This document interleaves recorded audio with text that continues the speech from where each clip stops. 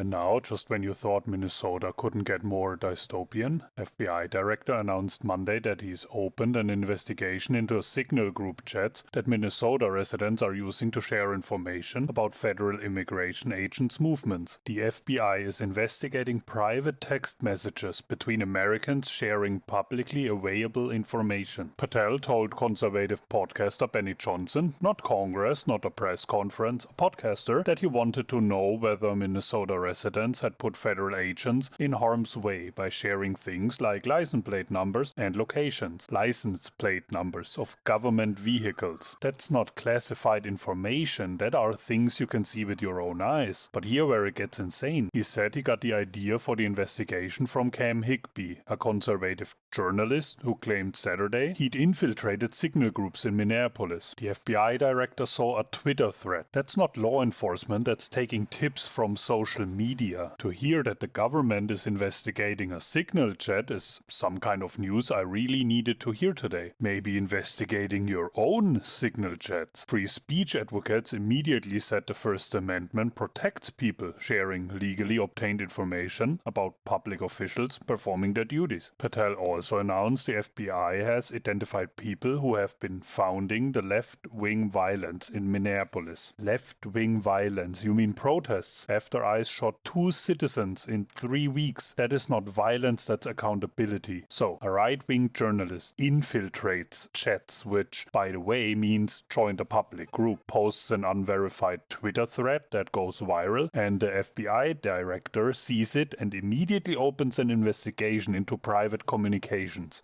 A guy who can't even look in the same direction with both eyes. Not because there's evidence of a crime, not because agents were harmed, but because people are watching and sharing what federal agents are doing in public. For me, that's community protection. The same guy went on Fox News Monday and said we're not going after people and infringing on their freedom of speech. Except you literally just announced you're investigating encrypted text messages for sharing public information. That's exactly infringing on free speech. That isn't law enforcement, that's intimidation. That is telling Americans if you watch us, if you organize, if you communicate, we'll investigate you. And the FBI director announced it on a podcast because he saw a viral tweet from an unverified source.